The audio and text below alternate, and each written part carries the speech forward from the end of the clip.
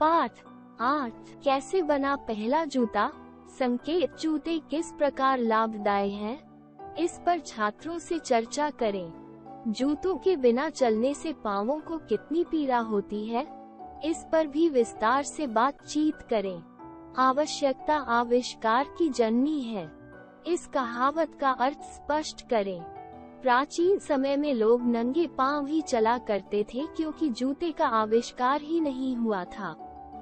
आइए जानकारी प्राप्त करें कि सर्वप्रथम जूता कैसे बना। बहुत समय पहले की बात है कि एक राजा था जो बहुत ही धर्मात्मा था। एक बार उसने तीर्थ यात्रा पर जाने की सोची। साथ ही साथ उसने अपने राज्य में घूमकर अपनी प्रजा की समस्याओं को जानने का निर्णय भी लिया।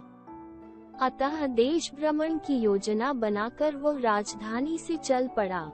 राजा कई महीने यात्रा करता रहा।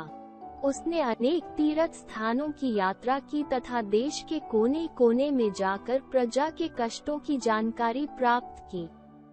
अंततः वह राजधानी लौट आया। नंगे पांव यात्रा करने के कारण राजा के पांवों में छाले पड़ गए थे तथा उसे तीखी पीड़ा का अनुभव हो रहा था।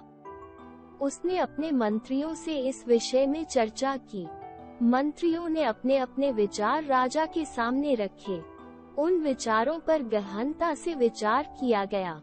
अंत में यह निर्णय लिया गया कि देश के सभी मार्गों के दोनों ओर छायादार पेड़ लगाए जाएं। राजधानी एक बड़ा नगर था।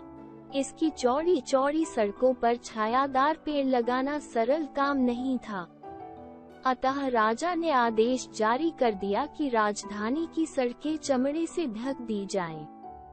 परंतु इतना चमड़ा प्राप्त करने के लिए अनेक पशुओं का वध अनिवार्य था। तथापि कोई मंत्री राजा को ये बात बोलने का साहस न कर पाया। अंत में एक मंत्री ने साहस जुटाया तथा राजा के पास जाकर बोला, महाराज, यदि आप अनुमति दें तो मैं एक सुझाव देना चाहता हूँ। बताएं, क्या बात है मंत्री जी? राजा ने उत्सुकतापूर्ण स्वर में बोला, महाराज, राजधानी की सड़कों पर चमड़ा बिछाने के लिए बहुत बड़ी मात्रा में चमड़ा चाहिए। इसके लिए अनेक पशुओं का वध करना पड़ेगा। अतः हमें राजकोष से बहुत सा धन खर्च करना पड़ेगा। तो आपका क्या सुझाव है? राजा ने पूछा। यदि आपके पांवों को ढकने के लिए चमड़े के 2 टुकड़ों का प्रयोग किया जाए तो आपको चलते समय कोई कष्ट नहीं होगा, महाराज। राजा चकित भी हुआ और प्रसन्न भी। चकित इसलिए कि पहली बार किसी ने उसके आदेश पर प्रश्न चिन्ह लगाया था, परंतु प्रसन्न इसलिए कि मंत्री द्वारा दिया गया सुझाव अत्यंत बुद्धिमत्तापूर्ण था। इससे धन की बचत तो होनी ही थी, असंख्य पशु भी सुरक्षित रह सकते थे। अतः राजा ने सराहना भरी दृष्टि से मंत्री की ओर देखा और उसके सुझाव को मान लिया। तत्काल मोची को बुलाकर राजा के लिए जूता बनाने का आदेश दे दिया गया।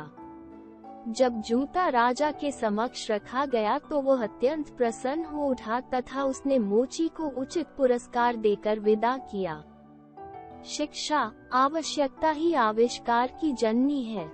शब्दार्थ, आविष्कार, नई चीज बनाना। सर्वप्रथम, सबसे पहला, निर्णय, फैसला, देश भ्रमण, देश भर में घूमना, योजना, कार्यक्रम, पीड़ा, दर्द, गहनता, गहराई, आदेश, आज्ञा, तथापि, फिर भी, साहस, हौसला, हिम्मत, उत्सुकतापूर्ण, चाव भरे, अनुमति, इजाजत, कोश, खजाना, सराहना, बड़ाई, जननी, माता,